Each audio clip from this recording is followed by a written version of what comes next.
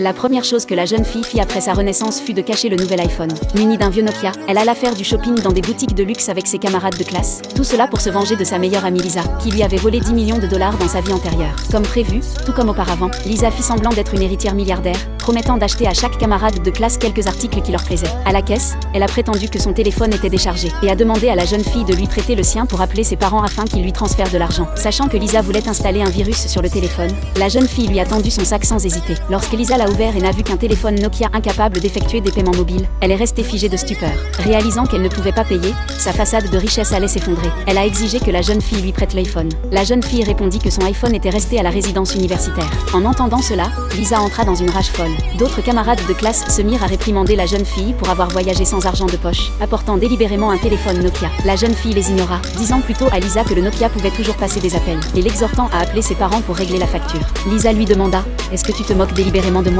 Voyant l'expression furieuse de Lisa, la jeune fille se réjouit secrètement. Dans sa vie antérieure, Lisa lui avait frauduleusement facturé 10 millions de dollars et refusait de l'admettre. Pour dissimuler la vérité, elle l'avait même poussé du haut d'un immeuble. Heureusement, Dieu avait donné à la jeune fille une seconde chance dans la vie pour se venger. Lorsque la jeune fille a insisté sur le fait qu'elle ne faisait pas de blague à Lisa, les autres élèves l'ont accusée de les avoir embarrassés en utilisant un téléphone Nokia. La jeune fille a rétorqué qu'il serait bien plus embarrassant que Lisa ne puisse pas payer plus tard. Les camarades de classe avaient toujours considéré Lisa comme une fille riche. Tous ces produits de luxe ne représentaient au total que 5 millions de dollars, ce qui n'était même pas suffisant pour un seul repas de Lisa. À ce moment-là, Lisa a commencé à s'inquiéter des problèmes qui pourraient survenir si elle ne pouvait pas payer. Elle a exigé que tout le monde rende tous les articles, prétendant que la jeune fille avait gâché son envie de faire du shopping. Elle a promis de leur envoyer de meilleurs cadeaux après son retour en Chine. Une camarade de classe lui a rappelé que ce magasin avait une politique de non-retour et de non-échange, et que le directeur venait de lui donner des instructions. Elle avait ordonné aux vendeurs d'enregistrer les articles sans hésitation, allant même jusqu'à gifler le directeur avec arrogance, lorsqu'il avait tenté de négocier une réduction pour elle. Elle avait eu l'impression qu'il la méprisait. Maintenant qu'elle voulait retourner les articles,